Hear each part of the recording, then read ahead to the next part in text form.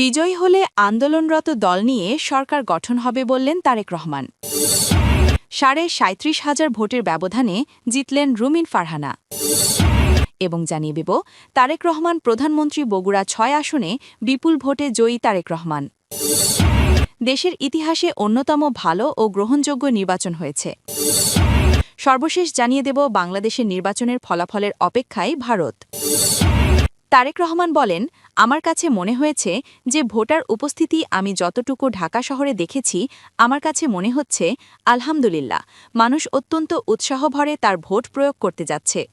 আমি বিশ্বাস করি গত 2 দিনে যেভাবে দেখেছি মানুষজন লঞ্চ, স্টিমারে, ট্রেনে, বাসে করে বিভিন্ন উৎসাহ নিয়ে দেশে ফিরে গিয়েছে, যার যার এলাকায় ফিরে গিয়েছে ভোট দেওয়ার জন্য। আমরা প্রত্যাশা করি যে ইনশাল্লাহ আজকে সেই প্রত্যাশা নিশ্চয়ই থাকবে। বিএনপির বিজয়ের ব্যাপারে তিনি বলেন, জয়ের ব্যাপারে আমরা আলহামদুলিল্লাহ, আমরা কনফিডেন্ট, আমরা আশাবাদী জয়ের ব্যাপারে। আমরা অন্তত এতটুকু অবশ্যই প্রত্যাশা করছি যেখানে আমরা খুব সুন্দরভাবে দেশ পরিচালনা করতে সক্ষম হব। বিএনপি চেয়ারম্যান বলেন, আমরা বলেছি যে আমরা যে সকল রাজনৈতিক দলকে একসাথে নিয়ে আমরা আন্দোলন সংগ্রাম করেছি, আমরা চাই কম বেশি সকলকে নিয়ে একসাথে দেশ পরিচালনা করতে।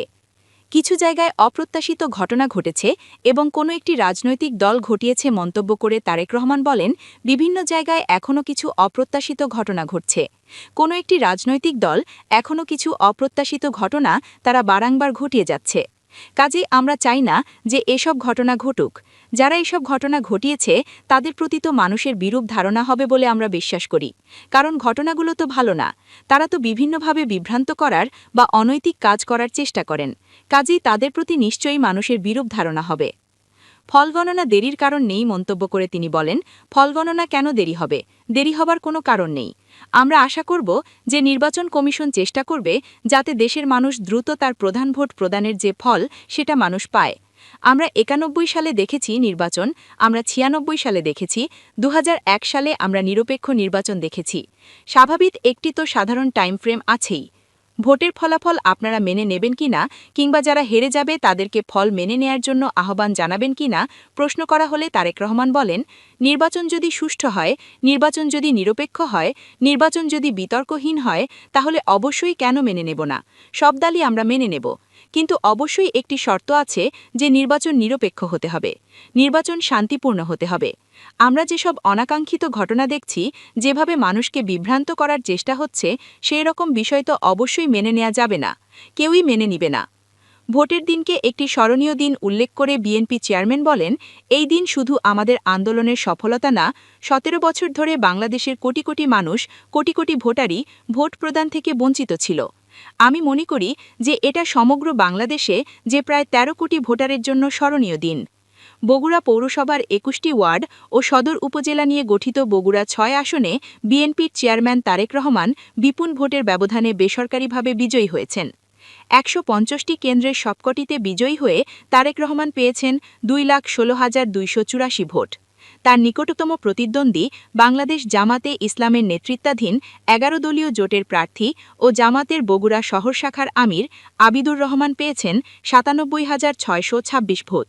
এখানে মোট ভোটার 4,54,043 জন। ভোট পড়েছে 71.3%। গতকাল বৃহস্পতিবার রাত 11:30টার দিকে রিটার্নিং কর্মকর্তা ও বগুড়ার জেলা প্রশাসক তৌফিকুর রহমান বেসরকারি এ ফলাফল ঘোষণা করেন। 1996 থেকে 2008 সাল পর্যন্ত এ আসনে বিএনপির প্রয়াত চেয়ারম্যানপারসন বেগম খালেদা জিয়া বিপুল ভোট পেয়ে বিজয়ী হয়েছেন। এ আসনে 2,95,782 ভোট পড়েছে। এর মধ্যে হ্যাঁ ভোট পড়েছে 2,15,579টি, না ভোট পড়েছে 80,203টি। ত্রয়োদশ সংসদ নির্বাচনকে দেশের ইতিহাসে অন্যতম ভালো, গ্রহণযোগ্য ও উৎসবমুখর নির্বাচন হিসেবে আখ্যায়িত করেছেন প্রধান নির্বাচন commissioner CEC AMM Nasir Uddin. তিনি দাবি করেছেন, নির্বাচন কমিশন জনগণের কাছে দেওয়া প্রতিশ্রুতি অনুযায়ী একটি নিরপেক্ষ, স্বচ্ছ ও বিশ্বাসযোগ্য নির্বাচন উপহার দিতে সক্ষম হয়েছে। বৃহস্পতিবার 12 ফেব্রুয়ারি রাত 10টার দিকে রাজধানীর আগারগাঁওয়ে নির্বাচন ভবনের ফলাফল পরিবেশন কেন্দ্রে আয়োজিত আনুষ্ঠানিক ব্রিফিংয়ে সিইসি নাসির উদ্দিন এসব কথা বলেন।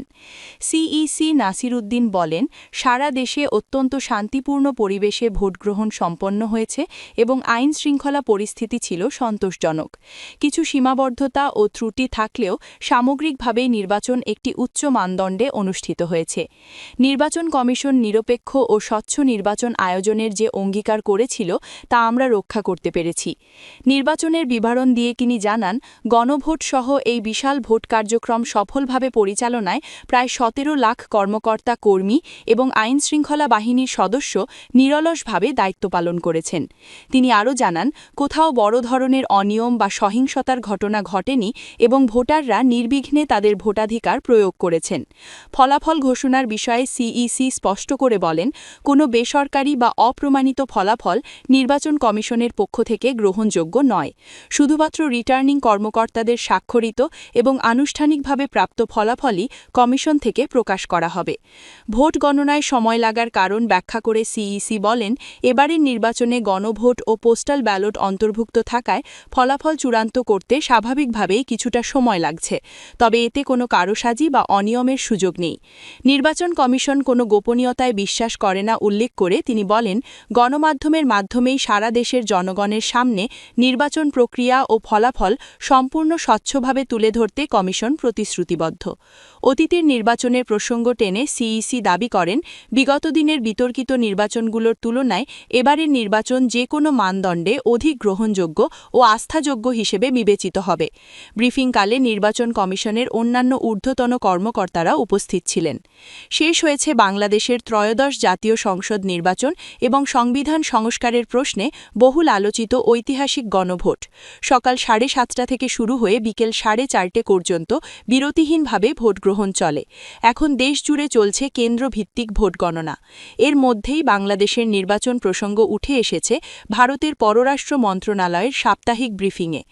বাংলাদেশের নির্বাচন প্রসঙ্গে ভারতের পররাষ্ট্র মন্ত্রণালয়ের মুখপাত্র রণধীর জয়সওয়াল বলেছেন, নির্বাচনের ফলাফল না আসা পর্যন্ত আমাদের অপেক্ষা করা উচিত, যাতে বোঝা যায় কী ধরনের ম্যান্ডেট বা জনসমর্থন এসেছে। এরপর আমরা বিদ্যমান বিষয়গুলো পর্যালোচনা করব। তিনি আরও বলেন, নির্বাচনের অর্থাৎ বাংলাদেশের ব্যাপারে আপনারা জানেন আমাদের অবস্থান কি। আমরা বাংলাদেশে একটি অবাধ, সুষ্ঠু, অন্তর্ভুক্তিমূলক এবং গ্রহণযোগ্য নির্বাচনের পক্ষে। এদিকে ভারতের সঙ্গে সুসম্পর্ক বজায় রাখা জামায়াতে ইসলামের অগ্রাধিকার বলে জানিয়েছেন দলটির আমির ড. শফিকুর রহমান। জাতীয় নির্বাচনের প্রাক্কালে ভারতীয় সংবাদ মাধ্যম এনডিটিভিকে এক সাক্ষাৎকারে তিনি আরও বলেন, বাংলাদেশে সব নাগরিক সমান এবং এখানে সংখ্যালঘু সংখ্যাগুরু বলে কিছু নেই। গত বুধবার প্রকাশিত এনডিটিভির এক প্রতিবেদনে বলা হয়েছে, ভারত বাংলাদেশ সম্পর্ক নিয়ে সাক্ষাৎকারে এক প্রশ্নের জবাবে জামায়াতে ইসলামীর আমির বলেন, ভারত আমাদের নিকটতম প্রতিবেশী। তাদের সঙ্গে